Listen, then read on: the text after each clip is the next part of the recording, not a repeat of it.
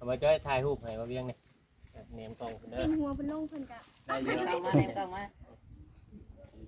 นี่จะได้เงินชื่อปิ้งไก่กินน้ำทางแล้วเด้เนาะ ทางบ่ปล่อยถือไว้นับเบิ่งอีกแม่นับเบิ่งใหม่แม่จะมานับลงแม่ เอาทางนั้นอาการนักบ่านะ การนักแล้วบ่เวียงเลยการนักบ่ไหว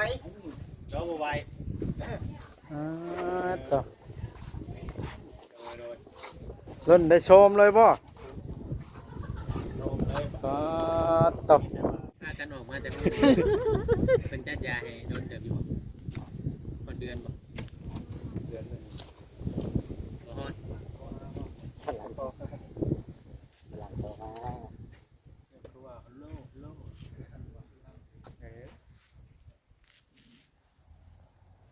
ินแต่ปลานี่บ่จะเอากิน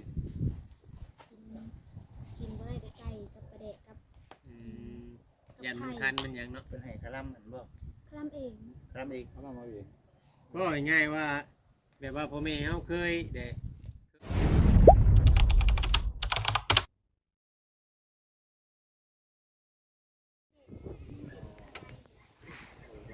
คือว่ามีฝนตกฟ้าห้องนี่มันสิเจ็บสิปวดเด้ ก็ดังไปเจ็บ เป็นค่าดังค่าอย่างนึงมันสิเจ็บแต่ว่า มีเด็กเนาะ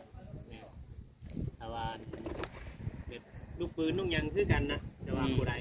เขาถือปืนยิงปืนอย่างที่ว่าพวก คือ บ่ น้อง อย ก็ นะ เห็นหันยิงก็บ่ผ่ายิงมันขาดจะกระได้มีดเขา เป็นอะไรเขาคือพวก เขาว่ามันเสี่ยงต่อชีวิตเขากันผ่ากัน มันถือเส้น มัน บ่ ถึกเส้นถึกอย่างนี้นี่ตามมันเส้นเลือด เยี่ยมกาแฟเนี่ยมันเป็นลูกน้อยๆหน่อย บ่ จำแหลกหาดีกว่าเป็นแรงมุนเบิด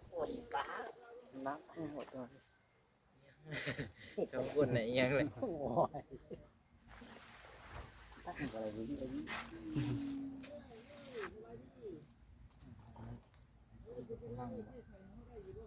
มายังเถอะปิ้งไก่ เป็นไก่ ปิ้งไก่ปิ้งตับ เอามาเบิ่งสิได้กินไก่บ่ได้ดิ บ่ ดมกินบ่ได้บ่ โดมเมาไปนะแรกก่อนน้องแต่จะมา กิ น้ น อง ได้แต่ปลานี่บ่ นี่บ่ได้ทันเห็นนั้นแม่เท่าแม่มาอันนั้นบ่ บ่ได้ ตั้งแต่มานี่บ่ฟันจักเตือเลยแสดงว่าเราไปเกิดแล้วแจกแล้วเนาะ ได้รับของบุญเลยดิ รับของบุญนะว่าคอยมาถามช่วงนั้นพวกเพื่อนใกล้ว่าเพิ่นว่ามีเสียงต่ำฮอตคกฮอตเค้กของบ่เขาหยอกว่าเขาไป ไม่ ย่า ได้ ง แล้วไปยักไปอยู่เรือนอยู่แม่นบ่แต่กิน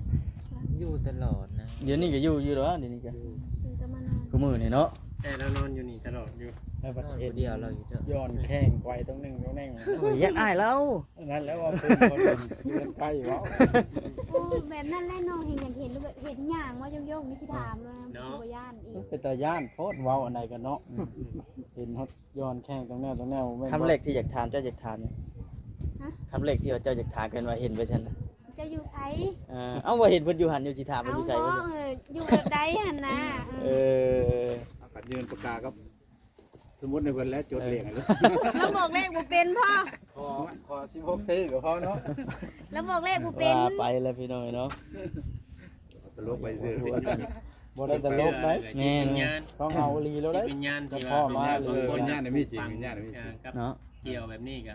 อาจ แต่ จะ ว่า คิดไป เขาจะร่วมกันแบบคนปกติก็บ่ได้เนาะ บ่ได้ อยู่คนละหน่วยโลก คนละโลกเลยอยู่คนละภพเลยเนาะ แต่สัมผัสโดยวิญญาณคือวิญญาณปัดได้ ผมเสือ ตื่นจากมุ้งเมื่อเช้าพากันตื่นจากมุ้ง ตื่นสิลูกออกมาเอาใหญ่ลูกมาย่างได้นะ มันหนาวหา ย่างเบิ่งดิ เอาย่างเงียบเช้ามันเล็กน้อยครับ โอ้ มันหันบ่ได้แล้วมันตีบแล้วมันหนาว อืม กันน้ำหนักเนาะน้ำหนักมันได้มันก็ร่วมพันมันก็เป็นหยังน้ำหนักข้างล่างมันได้ อัดท่วงไปได้นี่จะเนาะ เจ้าเงินเป็นตื้อครับกูอยากชื่อใช่ บ่นะเนาะแบบ ถ้าเป็นรถก็อันดับ ขนาดรถใหญ่ยังจอดไว้ยังกี่พุ่นโตจักจำได้แล้ว เห็นรูปแบบอยู่แรงว่าเพิ่นเปิดคลิปนะมีรถใหญ่กับเพื่อนดอกมาขี่รถจักรอุ้ยว่ารถใหญ่อยู่ใส่เด้ทุกขี่มาให้เบิ่งนี่ คนมีเงินนั่นแหละ ขี่อยู่เห็นว่าชวนเขาอยู่ข้างหมอเขายังขี่ไป แต่เฮาบ่เห็นน เจ้ายังนอนอยู่ไหนบ่ อันนั้น มัน น บา อง นอยู่ใน นี้ ถามผัวเจ้า เออบ่เห็น เจ้าได้ขี่รถนี่จะเมื่อเอารถใหญ่จะมาให้เฮาเห็นจังเลยสิบ่เห็น ถ่ายรูปโชว์แล้วพอดี บ่เอานะอยากเห็นตัวจริง มันไกลซำใดเฮือนน่ะเทื่อว่างๆไปเยี่ยมก็มีได้เนาะ บางเทื่อเราไปพุ่นบ่ไกลปานใดหรอก4ชั่วโมงพอแล้วว่าเมื่อกี้นี่ 4ชั่วโมง ดอกเราเขามึงคงกับประตูผมใหญ่อ่ะมีดอกเขามึงคงมันแบกเอา แสดงว่า ใส่มือ ระดับ4ชั่วโมงแล้วนี่รุ่น200 300กิโลพุ่น สอง เนาะ ร้อยประมาณ200 200เขาว่าบ่ มันก็ขึ้นอยู่กับคนแล่นรถคือบ่แล้วว่า คนละรถถ้านั่งรถไฟก็จอดบ่อยจอดเรื่อยเด้ เขาจอดตลอดเด้โดยสารชม เขา คน ตัดไป เนาะ ชั่วโมงนึงซะเขาจอดนะจอดมาแต่ละคิว ขึ้นไปเส้นทางอัน ตรงที่3เลย เส้นทางเลข13 แม่ยาวเลย สายไต ลงไปทางพุ่นละวะลงไต่พุ่นแล้ว ลงที่บ่ บ่แม่ ลงทางนี้ขึ้นเนาะ ขึ้นเดินเอาลงกั้มละบาด ลูกบักเซ่กันลูกบักเซ่เพราะถ้าเราบักเซ่ดอกมันสิเห็นหลกไปใหญ่ไปมึงคงเขามึงคงสิแบ่งเขตแบ่งกันอย่างนั้นก็มึงเพ่ง มันจัดยาให้รถมีคนนี่ออกมาแล้ว หนีบ่ได้หนี บ่ได้หนีพากันออกมาแต่เพิ่นเป็นจัดยาให้โดนเติบอยู่บ่คนเดือนบ่ เดือนนึง บ่ฮอด ข้างหลังก็หลังก็มา คือว่าโลโลกิน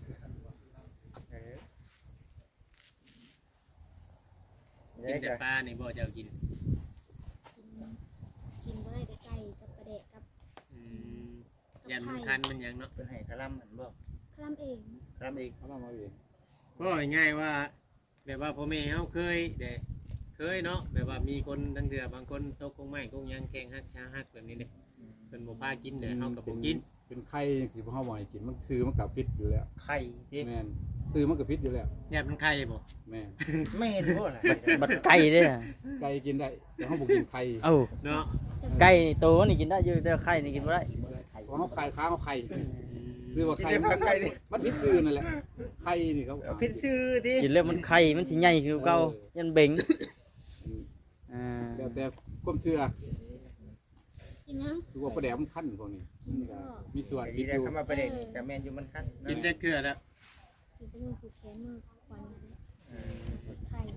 ผมสิมันกินได้ดอกแต่เฮาคลำเอาเองนั่นน่ะ มือมาสอนฟันนะกินไข่แนวบ่ได้มีอาการหยังบ่ นอนอย่างเดียว แสดงว่าบ่เป็นหยัง บ่เป็นหยัง แสดงว่าบ่ผิดแต่ว่าชื่อมันน่ะชื่อย่ านไว้เดี๋ยว ย่านชื่อมัน ย่านไว้ แล้ว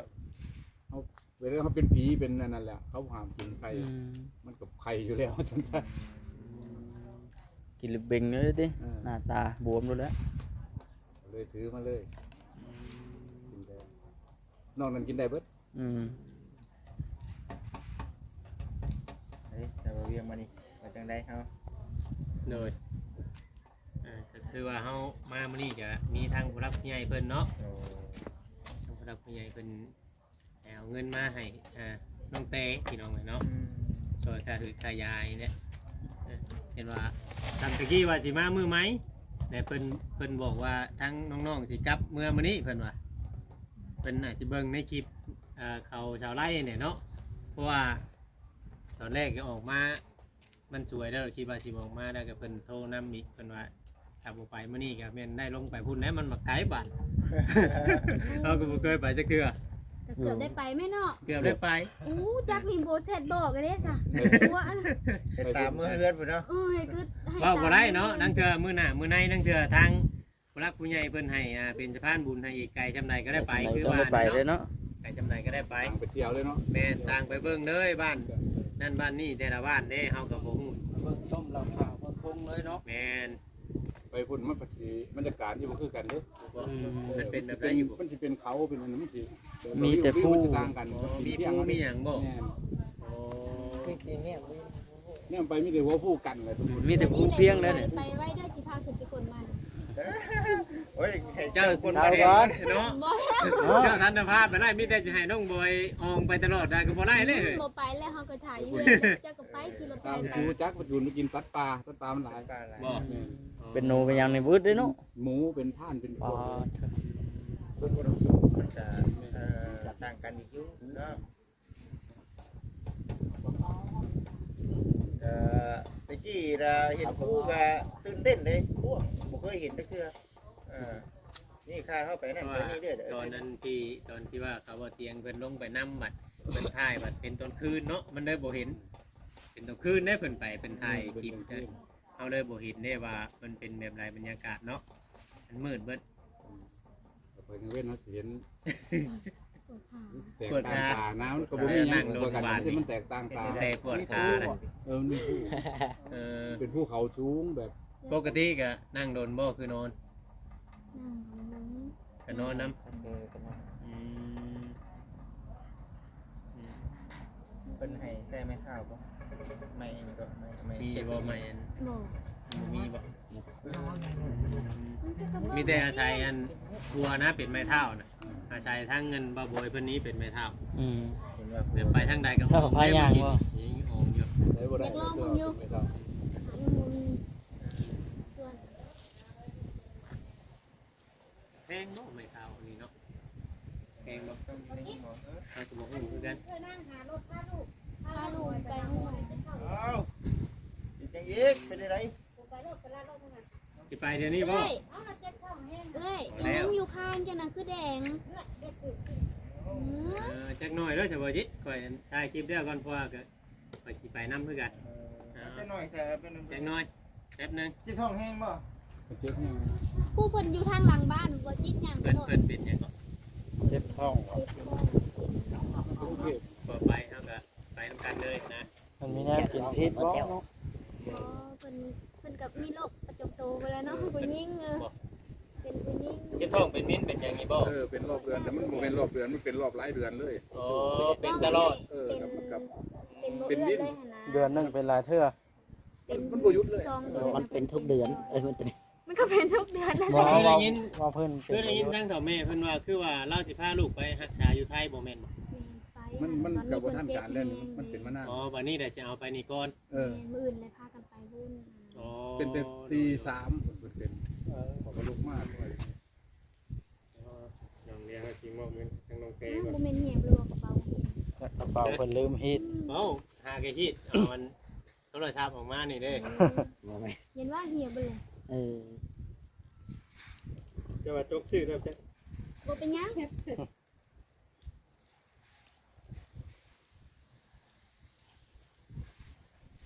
เงินนอกบ่ว่าเวียงเงินนอกบ่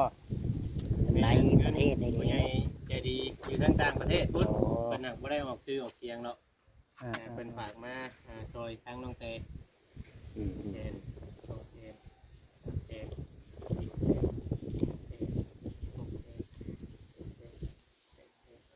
โอเค1 ด้านกับ50,000 50 ดอลทางมาให้ เดี๋ยวเขาเช็ดได้เงินนะ ก็เรานั่งโหลดเนาะ เอาไปทั่ว เอามาจ้อยถ่ายรูปให้มาเวียงนี่เนียมกล้องเด้อ เป็นหัวเป็นลงเพิ่นก็ ได้เยอะ นี่จะได้เงินชื่อปิ้งไก่กินน้ำทางแล้วเด้เนาะ ทางมาปล่อยถือไว้นับเบิ่งอีกแม่นับเบิ่งใหม่แม่จะมานับบ่แม่ เอาทางนั้นอาการนักบ่านะ นั่งแล้วบ่เวียนเลย การนักบ่ บ่ไหว เราบ่ไหว ต่อ โดย เล่นได้ชมเลยบ่ โดมเลย ก็ต่อ แต่ว่าขอบคุณทางนี้เลยแล้วจากทางนี้เหมือนเดิมกับน้องหน่อยนะใครว่าน้องทำพอนะนี่แหละพวกเราพวกมันงานเยอะ โอ้ยน้องคือเป็นนี่อ่ะแล้วขออนุญาตได้น้อง เสร็จ ไปจิต ไปตลาดนี่เบิ่งก่อนกันเข้าอันนั้นเอ้าข้างใช้ได้ ทางทางเนาะได้มั้งเนาะได้ดอกเนาะมาเบิ่งได้บ่เด้อ ไปเอาอันนั้นก่อนได้ดูเด้อโอ้ย ได้บ่ได้อยู่บ่เอ้าเป็นจังซี่แหละบัดนี้ คือเป็นแนวนี้เนาะ วินบ่น้องตัวนี้วินบ่ ดีแล้วนี่บ่ที่เอารถมาพอดีนี่พี่น้องเฮ้ย ได้ไปกันหัว เดี๋ยว ทั้งเดียวกันก็ได้มาน้ำกันเด้อมื้อนี้ ต้องได้อันปลาจอยบ้านนะ เองได้มาส่งพี่คือว่าเจ้าสิอยู่นี่ท่าบ่ อยู่กับไร อ ขอสิมื้อแล้วได้ เจ้าสิเมื่อบ่ โย ให้ก็อยู่ผู้เดียว อ่า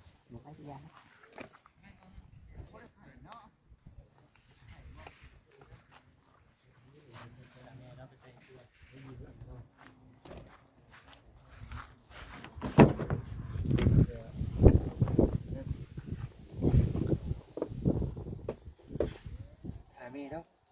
ถ่ายเอ้ยนั่นก่อน อ๋อยังถ่าแม่แล้วโย ลายมือแล้วบ่ล่ะ เป็นเองเจ้า อ๋อ ไปห้องหมอยุ่งใหญ่เนาะ อาการเป็นรอบเดือนของผู้หญิง บ่ไปบอกว่า จังแล้วได้ยินน้องแต่เว่ากินนี่ เป็นน่ะมันบ่เศร้าเด้มันบ่คือว่า เป็นแล้วมันบ่หยุด เอาก็สิเศร้าขนาด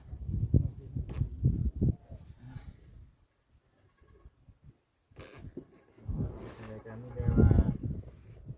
ไปพี่น้องแม่นๆว่าไปดีข้ามากแดดเด่นเนาะดีบ่ได้ยังดี บ่คอยเบิ่งอันรถเจ้ากับย่ายพ่วงคือกันบ่ฮะ กันคือกัน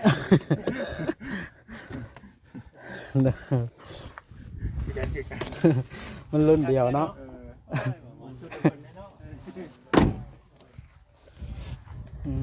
พี่น้องคือกัน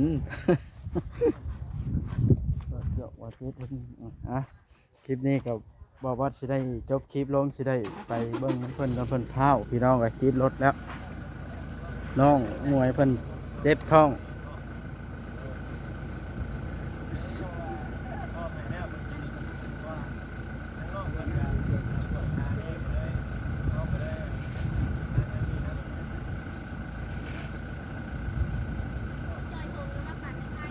เอ้าอยากได้ถุงน้ำบ่จ้อยบาทน่ะ เขาเป็นลายเนี่ยผมก็ไม่งั้นได้ บ่นะที่ก็เห็นปันกันอยู่ค่ะบัดทางน้องเพิ่นบ่ให้น้องเครียดแล้ว เป็นปันกันกับไผอะน่ะ ปันกับเจ้า เว้าไป เงินแล้วได้นั่น บ่นะ เงินถอย บ่จ้อยทั้งปันได้ค่อยเนาะ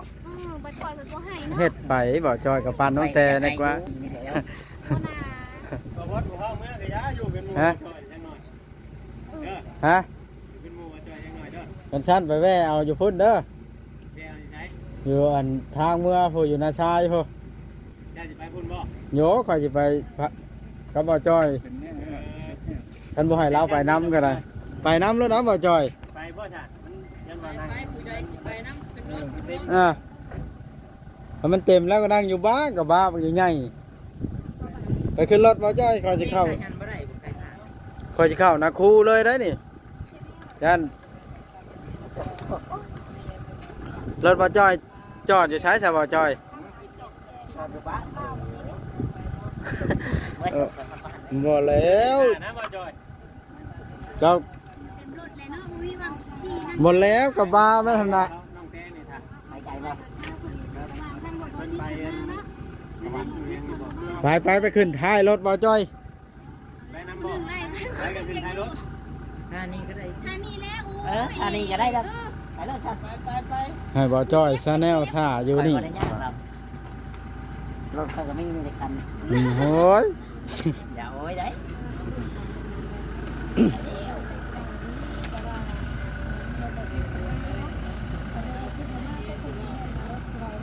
ถึงมะนาว ก็แบบว่าเราก็แบบว่าบ่อยากนั้นนะบ่อยากไปว่าซั่นๆเนาะแบบว่าอยากฟังแบบอาการตัวเองแบบคือว่าเขาไหวอยู่นะ ไปยัง ไปแล้วพี่น้องเอ้ยอาการหนัก ป้าเอ้ยเฮาเลือกสิ เข้าไปแล้วพากันยุ่มกันเฮ็ดหยังอ่ะน่ะ ยังตัวเอง บ่ตกใจนำอันนั้นแน่เนาะ